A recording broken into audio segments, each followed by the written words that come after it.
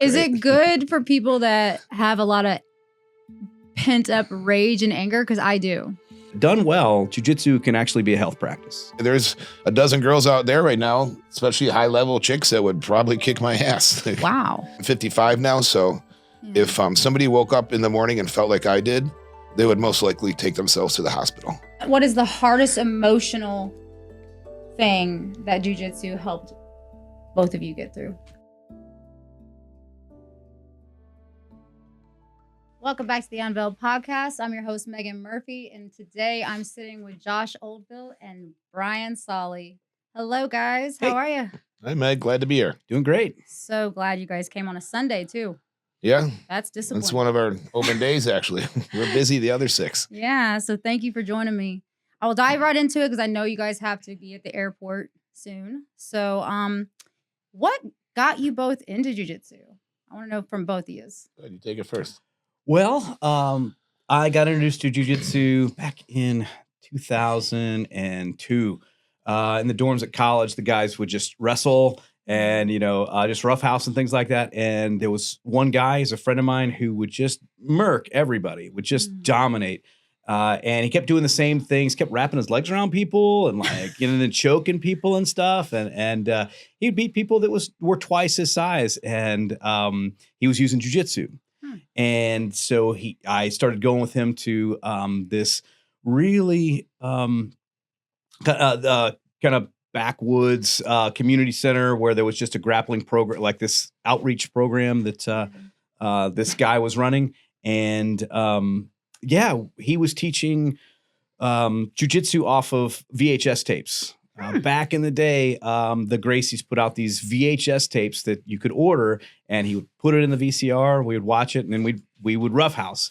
So did that for a few years, and then left it. And then about 12 years later, I was really out of shape, really unhealthy in a lot of ways. And my wife suggested, "Hey, didn't you used to wrestle around?" It's like jiu-jitsu, honey. And she said, "Why don't you do that again?" And that was about 10 years ago, and been back at it ever since. That was one of my questions later was what kind of shape do you have to be in to start? So, I guess it doesn't matter. At the time, I had wasted lots of money on regular fitness center memberships, your Planet Fitness and things like that. And they're great for people who are self-motivated and for people who aren't intimidated by the whole process. But, I would go in and just do a bunch of random things and get really sore and never go back. Same with me. And then, you pay the fat tax for the next, year and a half until you decide to finally call up and cancel your membership. But no, I was to the point where I had to hold my breath to tie my shoes. And so, got back in very quickly. Body transformation, moved a lot better, felt a lot better. And it's great. What about you, B? That's funny. We had the same story. I started at 7 years old. Dad took me to karate. I've done all the martial arts there could. I was a bodybuilder. I thought I was that badass. Am I allowed to say ass? Yeah. All right. You say whatever you want on the Unveiled. I'm going to say it twice then. I thought I was a badass dude, right? And then somehow I ended up at this CrossFit gym my buddy owned, and I was doing a workout, and these guys are over there rolling around, like he said. I'm like, what is that? That's weird. It looks like wrestling, and I didn't know there were submissions involved, and there was a kid who was probably 15 years old, and I'm guessing at least 30 pounds, 40 pounds less than me, and just tap, tap, tap, beat me up, kicked my ass. So you both were intrigued, kind of pulled over to witnessing other people in it. Mm. And you were like, oh, what's that? Well, and back then he's earlier than I was. I mean, you couldn't probably find a black belt back then. There was. Yeah, no, there would be maybe one or two in the state, and now they're everywhere. Yeah, it was new to Charlotte when I started in 2010, right? Yeah. And same deal. I could count. There's probably 3 black belts in Charlotte that I knew of. Purple belts were legendary. Yeah. Mythic figures. Yeah. And now you've got them. Now jiu-jitsu is just taken off. So it's everywhere. But back to your question. Yeah. I got my ass kicked by a small kid. And I'm like, okay, I could have went one of 2 ways. My ego could have said, well, just ignore this. Or my immediate question is where are you learning this?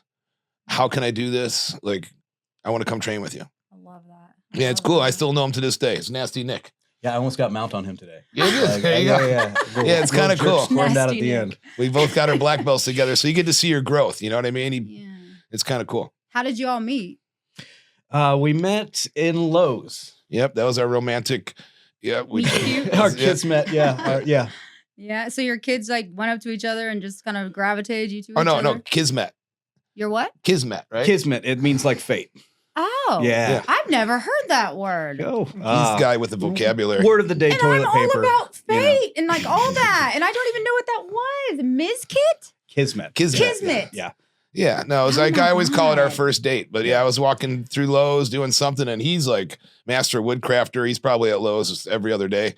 But he saw my shirt and he's like, "Hey, man," he was looking for a place to train, and I had a shirt on. I was training at Charlotte Jiu-Jitsu at the time, and he's like, "Where you train?" Yeah, we had just moved to town. I think I was looking for light bulbs, actually. And yeah, I saw these like big, broad shoulders and this bright blue T-shirt from behind, from behind.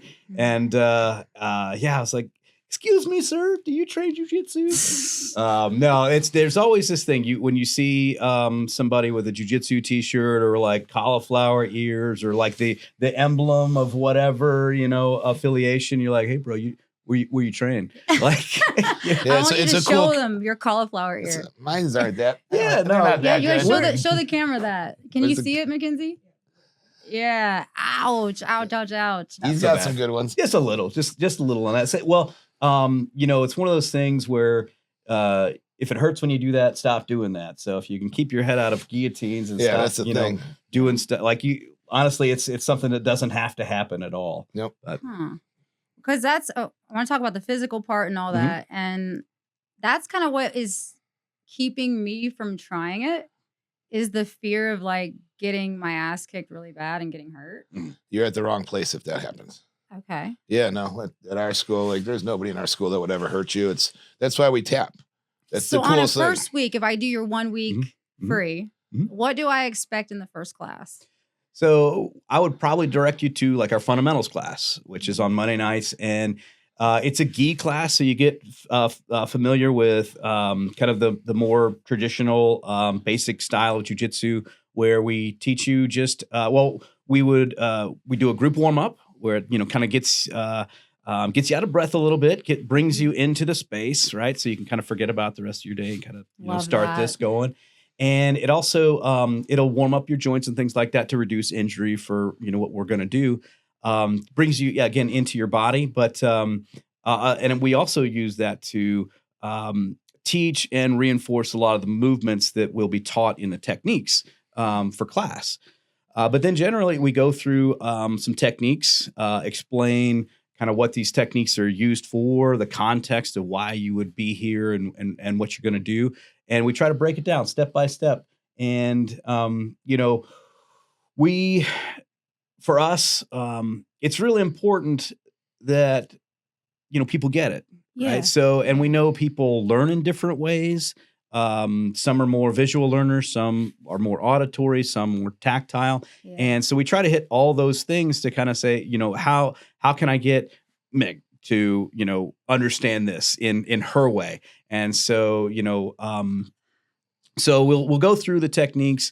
You'll drill them with a partner. We'll bring it back in, let people ask questions, advance the technique into either another variation, another option, or what comes next after this, and kind of build a framework for grappling for you in that technique time. But what's really unique about jiu-jitsu and what's really important about our teaching method is we always have a sparring component at the end of class. So it's not just theoretical. It's not just like, oh, you do this. We're gonna prove to see if this will work or not at the end of class. Or so on the first class, you have them spar. Yes. Oh wow, you throw them right in there. Yes, we do. Well, and there'll be people with you that Yeah. can direct and back to what Josh is saying, we're a safe school. And what I love about jiu-jitsu, I've done karate, kickboxing, all that stuff. I did taekwondo when I was little. Yeah, it's a Yeah, similar and I day. loved it. When there's contact, even on a good day when I won, I went home and hurt. I mean, we're taking shots. Where jiu-jitsu is, we have that tap. We both have agreed, okay, you're about to break my arm. You're about to strangle me, but stop. And Well, You can take it to the fullest extent without hurting each other. That's Sure. what the Right. tap's about. Right. and one thing that some people are surprised to find out, but I haven't heard anybody really argue with me on this, is about 90% of jiu-jitsu injuries are self-imposed Yeah, I'll agree with that. by Because people. you took it too far. Or You something? took it too far, and You it just could went be, too hard. You it love could it. come in a variety of different ways. Sometimes it's defending a submission too hard. Like if you hold against an arm bar too hard for too long, it's like loading a spring. And once your grip lets go, it's not your partner that's going too hard. It's you who created a situation where your arm's going to get, your ligaments are going to get damaged because of that hyperextension, because you couldn't give it up. You couldn't. You like couldn't. a dog on a bone. You couldn't realize you were caught and let it go. There's people who they'll get hurt and it's not a submission. They're driving too hard in a way that hurts their body. They're kind of putting pressure on joints that really shouldn't be there. They're muscling through moves when they really shouldn't be. And then there's times where it's your presence in the role that it may be causing you to get injured. Yeah. Right? Are you being too aggressive? Are you giving off a very mean, tough energy to your opponent to where they have to escalate They're too? reacting to And, like, what you're giving out. Yeah. And then the submission, whether it's yours or theirs, is going to come fast and hard because of the way you guys are both rolling. So I would say that, when it comes to being worried about your body, I generally tell people, don't give any more than you want to get, especially on your first night, right? Because the amount of energy and intensity you put in, they're going to reflect and maybe intensify a little bit. So have that in mind. There are people who roll, very soft, very flowy, and some people who roll really hard. And generally the soft, flowy guys tend to have more longevity. Yeah, no, there is a whole kind of. What are you? Most days I'm a soft, flowy guy. What are you? What am I? You're Well, not how many soft-flowing. things are I'm actually- injured on you right now? Yeah, I've got most injuries I've done to myself. I will tap people if they need to. I generally am not. I won't take it that long. I'll get a position and kind of let it go. I like to keep moving. Yeah. But Josh and I, we have this thing at our school too. Is really tap often and tap early. Because what we're doing is we throw away your ego. You have to throw away your ego when you're in our sport. It's not going to get you anywhere. This is why I wanted this interview. Yeah. Right here, because it's like there's so many spiritual ways to get rid of the ego, not rid of it, tame the ego or whatnot, right? Yep. That are out there. I've tried them all, but this one. Yeah, if you don't throw away your ego, you think you got everything figured out. You walk in that day one, think I'm the shit.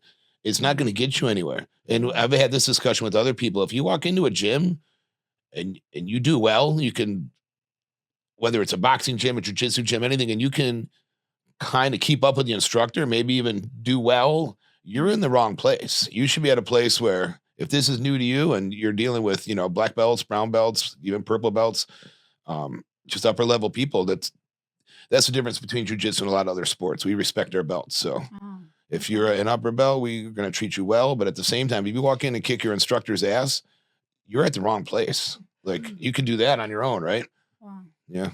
So what about pain though? Like, is it normalized to you guys now? Do you even feel pain anymore when someone just comes and beats you? Like, there's good pain and bad pain in jiu-jitsu. There's gonna be muscle soreness. You're going to learn to use your body in different ways. Physical literacy has gone by the wayside in our culture, and from kids on up through adults. And you take people who are used to sitting in an office chair all day typing, and then or running or different things like that, and you ask them to do different things with their body. That you're going to work muscles you didn't know you had before. Your body's going to go through a transformation over time, and some of that. But it'll be good pain, right? It'll be pain where you're making progress. You're like, yes. That good sore. Yeah, Yeah, like you just the eat gym. Epsom salts and you're all good. Right. Or You little have a good day at the magnesium. gym and you walk out and your muscles are sore. You didn't injure them; they're growing. And then there's the bad pain of the joints that they get twingy. That's almost sharp pain in different places, or pinching and different things like that. It's Or caused from the sport, or it can be. So my teacher really put this in me, and I believe it wholeheartedly that done well, jiu-jitsu can actually be a health practice. Yeah. That this can so. be something that makes your body better, not worse. Mm. But it really takes a lot of patience, a lot and a lot of humility. Consistency too, I'm sure. I mean, Yeah, constant. and we try so- to talk to our students, or it's in the new generation coming up. You got to realize you have to respect your body. You can't do this crazy stuff in the beginning. Like if I would have known, somebody would have told me that 15 years ago, I'd probably my knees would have worked better. Yeah. You know, but yeah, back to your. Because you had to have knee surgery, right? I've had a couple, yeah. And again, that was mostly my fault. You know, because you went too hard. Yeah. just going too hard, or putting myself in positions and strange movements that maybe I didn't really know what I was doing at the time. Once you do know, I'm safer. But at that point, I'm like, ooh, I'm going to stick my leg here. And that was a bad idea. Yeah. But again, and I started old. I did karate my whole life. I did kickboxing, Muay Thai. So I didn't get into jiu-jitsu till I was 40. So Oh, I did not know that. I thought you said 7 earlier, but that was the karate. yeah, I started at 7 years Oh. old. No, I didn't start jiu-jitsu until 2010 when I was 40. All right. And so back to pain, I'm 55 now. So Yeah. if somebody woke up in the morning and felt like I did, they would most likely take themselves to the hospital. Oh, shit. I mean, do you ever feel like it gets you out of pain though in some circumstances? Because I know When- movement is when you're rolling, it medicine, doesn't hurt. right? It's Like when you movement's stop. medicine. Yeah. There are days where I'll wake up a little stiff and a little sore and almost dreading going to the gym, and then I will go, move around, try to keep my movements healthy and things like that. But Right. oftentimes, I'll leave training feeling better than when I went in. Yeah. And that leads me into like the mental and emotional part of this, Mhm. right? Right. What are some of the benefits for the mind and the emotional state, would you say? Be honest, that's the first thing I've ever found was jujitsu. Even again, back to the kickboxing, Muay Thai, you can get beat up all day long and your mind's still wandering. I don't know how that is, but somehow with jujitsu, it's two people. We're good. We're close. We're friends. We're training partners. We're trying to kill each other, and you focus on that. Where realistically, I swear I could be probably skydiving, falling through the air, thinking about bad stuff. Or You have the same thing I do. Yeah, my girlfriend's mad at me that day, or whatever it Yeah. is. I'm fine. I could drive 100 miles an hour on my motorcycle. It's still in my head, but jujitsu, it's gone. We be looping, Mhm. me and you. Oh no, yeah, we've had Yeah. we've had We this in discussion. loop, That loop. echo and chamber of just Yeah. yes, the Yeah. echo. God, Yeah. he does have words over I told ya. here. The echo. He's like a human GPT over here. Yeah, he Like, is. I love it. But so- well, go ahead. so jujitsu tends to attract a lot of really intelligent people. Yeah. And it's very cerebral in nature, and because of the puzzle solving that it is, we have a lot of cute phrases in jujitsu, and one of them is that jujitsu is like a 200-pound Rubik's cube that's trying to kill you, because it's approached in a technical way. It's what's the most efficient way I can Right. Maneuver out of this. off balance this person, flip them over, get on top. How can I move past this in a way that undoes their entanglement and I get to progress? And they, and it's Yeah. this back and forth thing. There's patterns that Similar emerge. to a chess match. We Yeah. talk about that a lot in jiu-jitsu. It's A like a chess chess? match. Oh, 'cause you're trying to assume what the next person. What We the want to be a person's gonna step do ahead of next. you. I want Yeah. to force what you do, and you think you did it on your own. And at some point, I want checkmate and then checkmatch. I want to put you in a This- corner that you can't get out of. But they're doing the same thing to us. It's not like they're compliant. So This has to make you uber aware. Yeah. Right. Of every little subtle frequency. And Yeah. those who can kind of soften up instead of being so tense and squeezy all the time. Yeah. Those who can kind of be a little bit more sensitive to what's going on tend to do a little. They can anticipate the timing of movements better. They can feel what you're doing and anticipate and answer that really a whole lot better than if they're just trying to force something to happen. It's almost like in a conversation, somebody who listens well tends to maybe get what they want a little bit more because they can kind of understand and relate more than just shouting at the other Right. person. Right. yeah, I like what Josh was saying. All the other martial arts is kind of strength. Well, Mhm. bigger guy that helps them in jiu-jitsu. It is. It's the little nerdy guy that's just the wheels are turning in his head. And like I said, that's the kid that beat me, and that's what got me into jiu-jitsu. Little tiny nerdy kid was 15. Don't tell Nick that though. Yeah. Hopefully he's not listening sending to this to him. Oh, Is great. it good for people that have a lot of pent up rage and anger? Because I do. And I think like maybe this would help me get out of that. So for me, Or is it not? when I'm angry, I don't roll so well. So but the answer to your question is it really does help that when I'm like, oh man, I'll use this kind of anger and frustration. I'll get myself really almost mad at my maybe before a match or something like that. I'm gonna try to get myself mad at my partner. It doesn't work for me. Yeah. What works for me is being present. Oh. And if you can kind of breathe and be where you're at, and go through this physical, trial, and process your emotions physically. A lot of times, yeah. Hold on. Process your emotions physically. Yeah. Go deeper with that. So,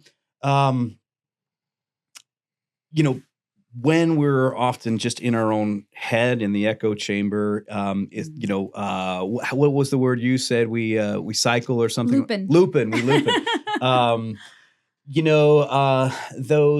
Those problems seem to like amplify, right, and just kind of grow and get louder. But for me, when I go through something physically, it helps release the emotion. Yeah. And those thoughts get quieter and they get right sized. Right. And there's been so many times when that's happened for me. I remember, early on, the first year, I was having just a very difficult week, just emotionally and in relationships. I was going through a lot of, pain from a recent, I had stepped down from a ministry position not long before that, and that was a real hit to my identity. It was a whole lot of things that was in my heart that just for some reason were focused in on that week in some weird way.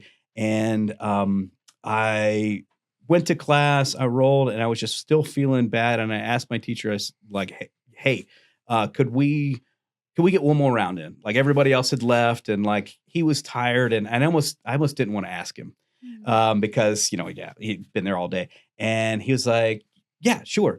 And I have no idea how long we rolled for it. Like it might have been 3 minutes, it might have been 12 minutes. I don't know. The movement felt like I was swimming. We were just he wasn't just submitting me over and over again like he could. We were just striving against each other and with each other. And at the end of the roll, I almost felt like crying. A Because release. You had a release. Yeah. And I just went out of there like 10 pounds lighter. And those thoughts weren't as loud. And I just, there's been countless times that's happened for me in jiu-jitsu. And that's what I meant was like me being an anger, ragey, looping person. I felt like maybe the movement would help me kind of transmute some of those that emotion in me, not going there and actually like bringing the anger to try to fight. No, it's like that. I want to make that clear. But no, you and I have that in common. It's the mental thing. It's a cerebral thing. It stops the loop. It does. You are with the withitness or whatever you want to call it. You are focused. You are in the moment. You're not really. It stops the loop. And anybody in the Jiu-Jitsu Academy will tell you that. That's why we got a lot of those people. And again, back to the nerdy guys or the ones, the overthinkers. Yeah. I think that's why it brings them to it. They're good at it. They're really analyzing things. They're good at the chess match. Right. And at the same time, all the stuff, the squirrels and coming in on the corner out of your brain, they go away. The mental masturbation calms down, right? A little bit, yeah. No, make me do a week. Yeah. Make me do a week. Yeah. Promise me. Yep. I've been begging you for a while. Know, but now that I'm going to come pick you up and drag your ass in there. Yeah. Now that you guys had to come here and you did this with me, I have to come. We're in just your with you. dojo. You got to come to our Yeah. dojo. Yes. And you'll love it. Like I said, it's nothing violent. I mean, it can be. That's the idea. And what's right now, it's one of the fastest growing sports for women.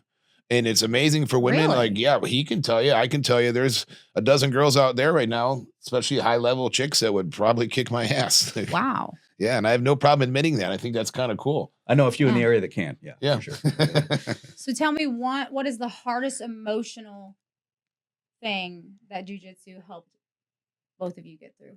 Out of all your time doing it, what's the hardest thing?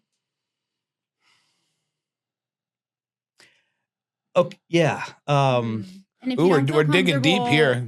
So for me, this is something that's still working through, Oh. but you know, it's always been hard for me to believe good things about myself. You know, just as a you know, kids and teenagers, being that age is tough, and you know, I was always a short guy, and you know, kind of funny, but mostly how I got through was you know, being picked on. That was kind of I was the guy.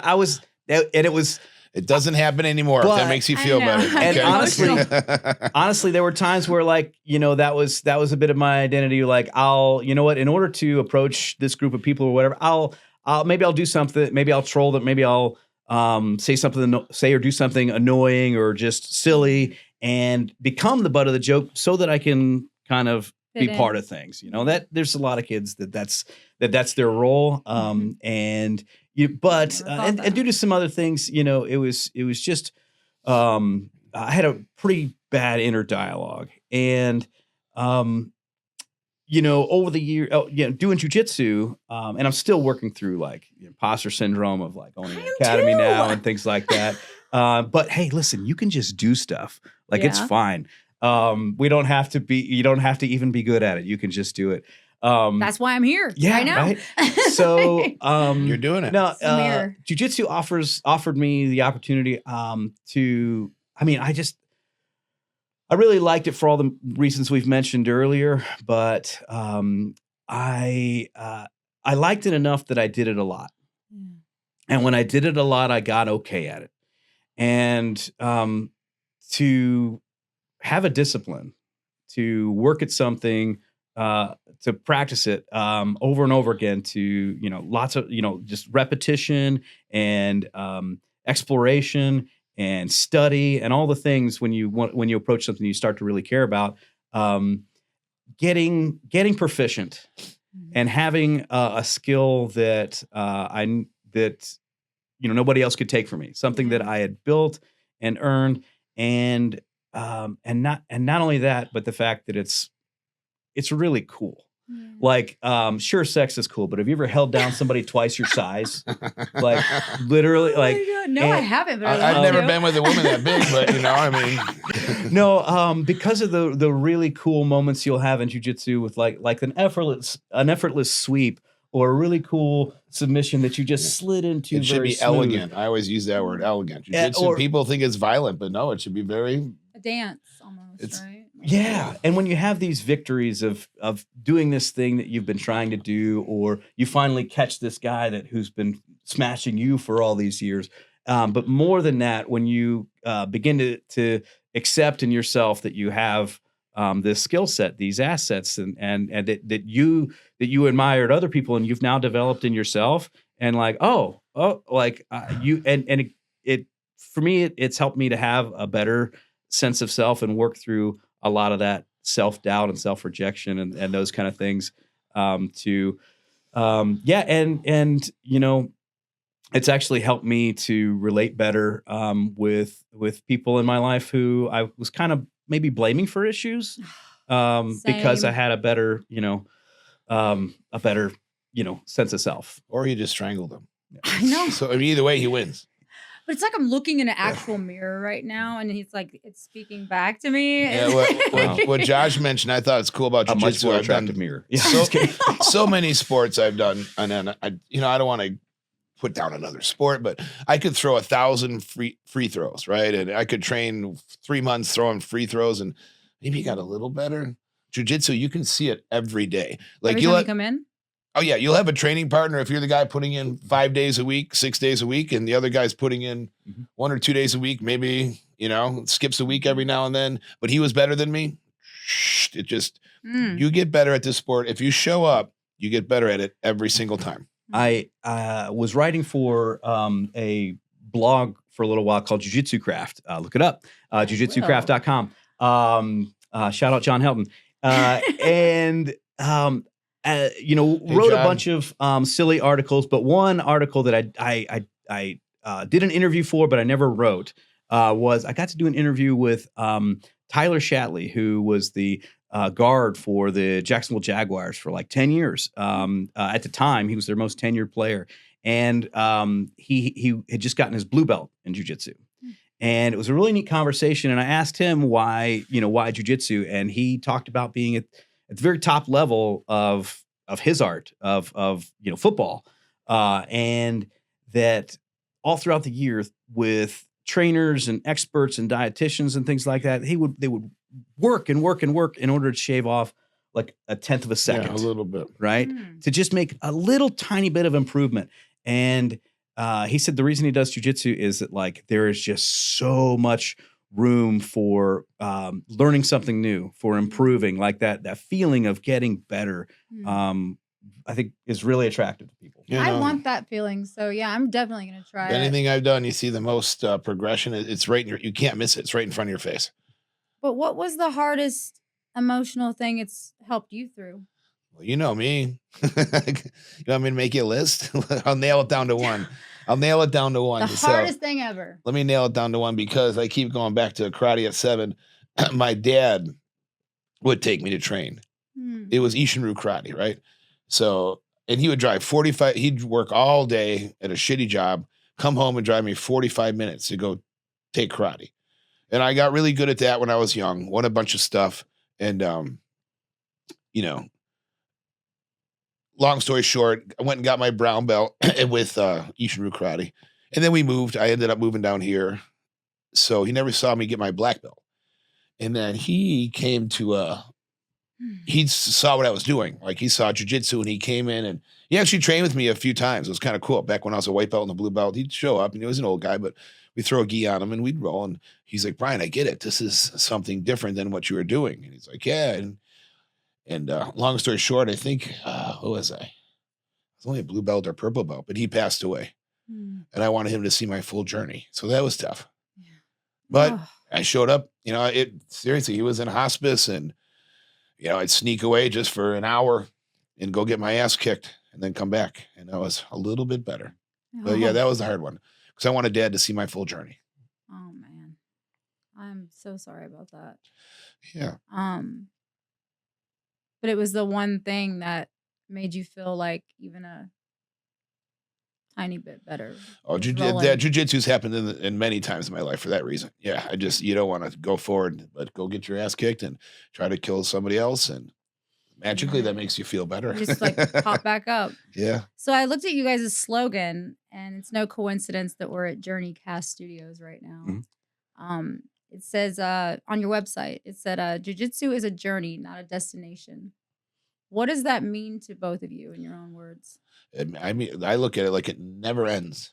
Yeah. It doesn't. It's just, it's spider webs. You find one thing that leads you to another thing that leads you to 3 other things. Now I got to explore those things. And it's cheesy to say, but I don't know if I ever told you this, but like they've told me for years, when you get your black belt, you start over again.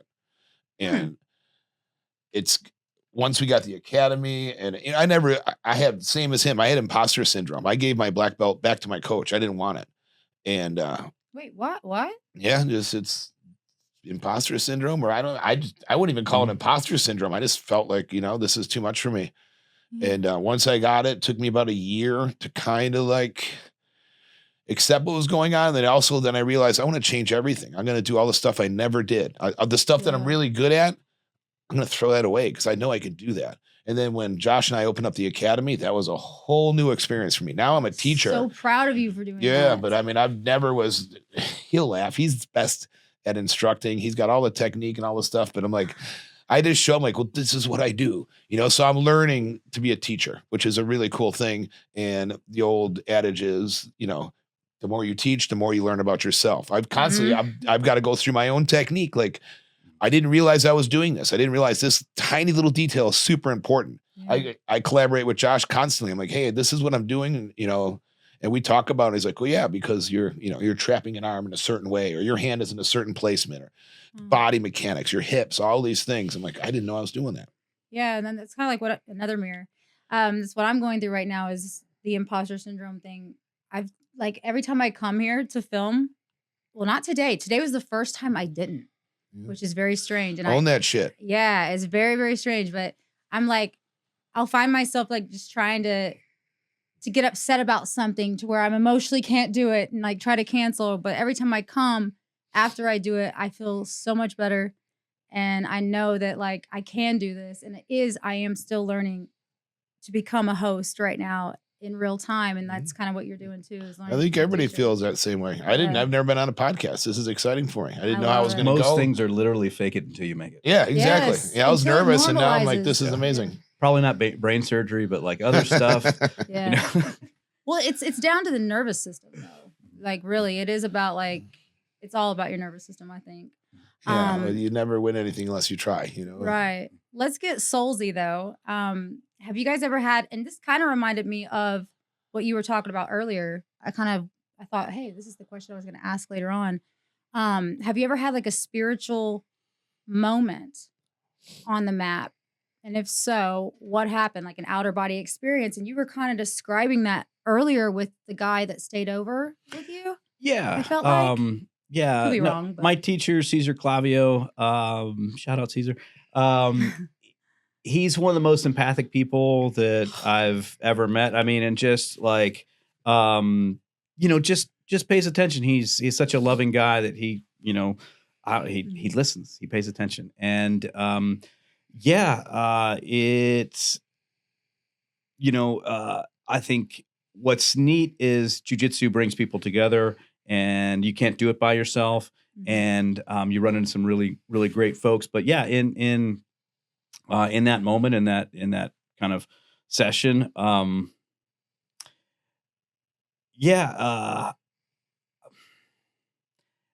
so one of the things that I do, and I encourage my students to do, is to roll to spar with your eyes closed, and it makes you more present. It makes you more sensitive, in how you're connecting to your partner. You can feel the momentum better and things like that.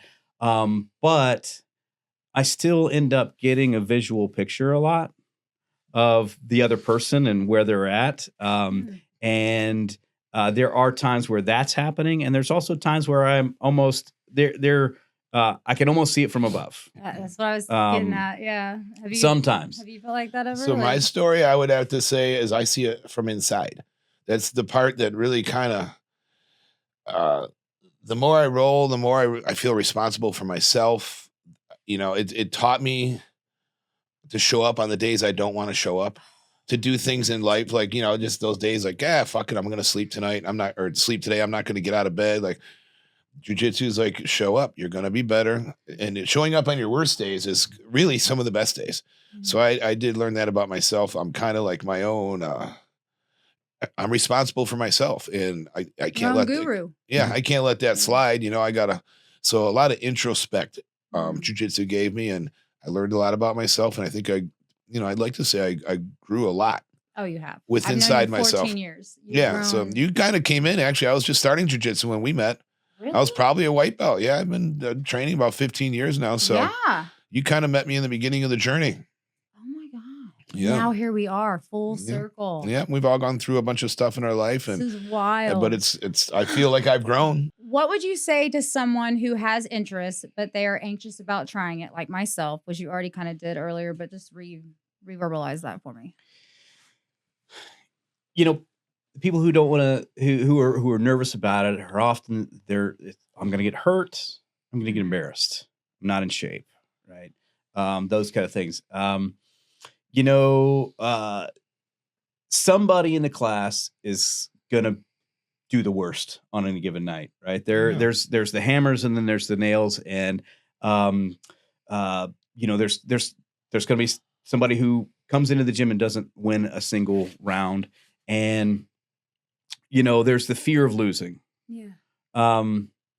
And people will come into the gym and they'll have a bad day. They're like, coach, I will ask, like, hey, how was your rounds? And they're like, oh, coach, it was bad. Like, I was trash today. And I'll sometimes tell them, well, you did better than the guy who stayed home. Oh, love that.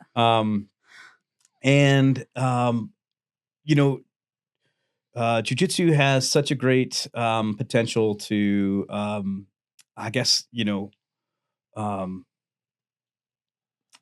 almost to help you refine yourself, through doing something very difficult. Yeah.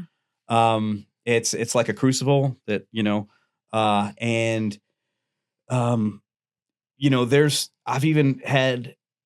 there's even been nights where I've needed to be the nail.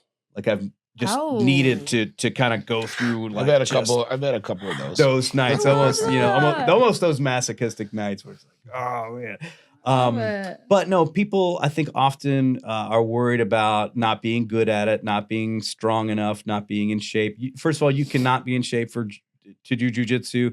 There are CrossFit athletes that look like Men's Health magazine covers that come in and they can do about half a round and they're gassed and they're tapping because a lot of it is the just being nervous, right? And being almost wearing yourself out emotionally while wearing yourself out physically. And people hold their breath too. That's a big signal of fear, that they're scared. And if you hold your breath while doing something very, very anaerobic, then you're gonna gas out. So they hold their breath because they're. You're thinking. Yeah, like if you asked me to probably go play a basketball game, I probably would get more winded than jiu-jitsu because I'm comfortable. I know what I'm doing. I know what you're doing. Everything is there. I'm relaxed. I know when I'm safe. Right. You're not like, oh, I forgot to breathe. Yeah. But to that person who's scared because they're not in shape, they're small or whatever. I would say that jiu-jitsu is perfect for you. Okay. Elio Gracie, the founder of the art, said it was for the small child. My son, Bodhi, he's coming. Oh, that's the new thing. That's what's coming up. We got kids that are starting when they're 5 years old. So yeah, he'll be 5 soon. Yeah, no, they're a handful by the time they're 15, 20. It's for the weaker woman. It's for a sick man. It's for the infirmed, right? It's for smaller people, like because, and this is I'll often go into this. There's a whole long history of how jiu-jitsu came to be what it is, but basically a Japanese dignitary moved to Brazil and was teaching kind of the upper class people the ground game of judo, and it kind of started to evolve into this Brazilian jiu-jitsu, and there was the Gracie family that everybody knows, and all of the most of the brothers were like these physical specimens, and then there was the runt. There was the little guy, Elio Gracie. He was anemic, and they wouldn't even let him on the mats because he was so. They were like, "Nah, Elio, you're gonna get hurt, dude. Like, chill out. No, and mom's gonna kill us. Don't, But it happened. It's just one of these. It's kind of in jiu-jitsu lore where all the brothers had to be off in different favelas in or different states in Brazil to go and either compete or do seminars or something. And they were like, "What are we going to do at the academy?" And they left. They were like, "Let Elio be in charge." And he was there every day watching things happen. But he was the smallest one.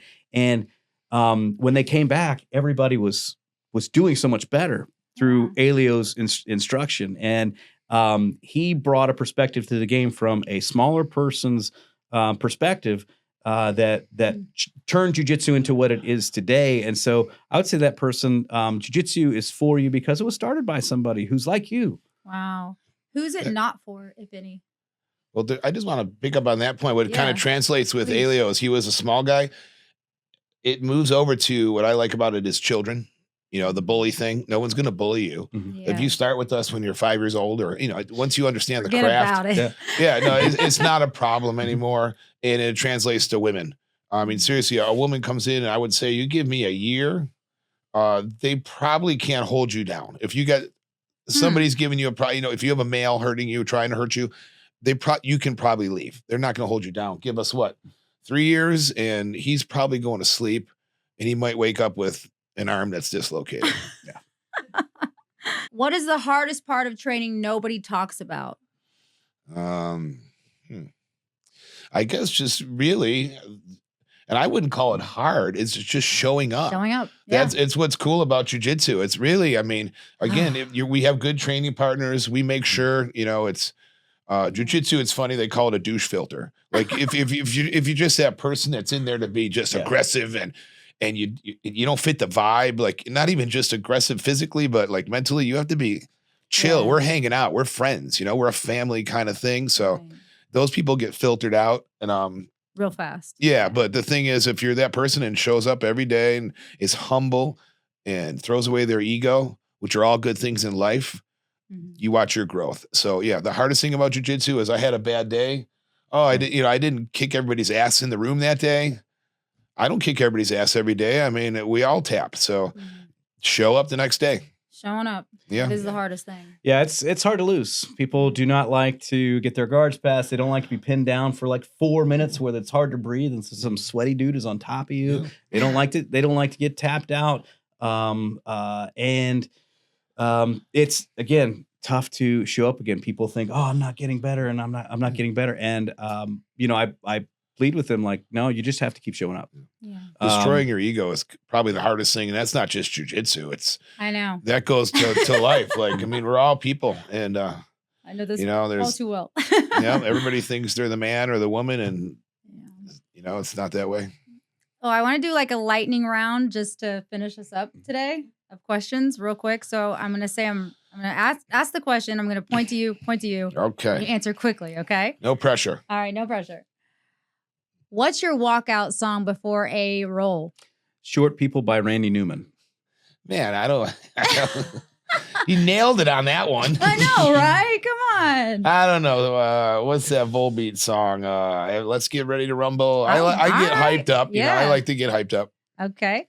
Gi or no gi forever? Pick one. Both forever. Pick one. Nope. Oh, he's Whoa, refusing. Look at him going. I understand what Josh is saying. Yeah. I'm gonna be the mean guy and say I love no gi. It's faster. It's a lot. The art seems to be going that way. But if people are watching and they don't understand, gi helps your no gi. No gi helps your gi.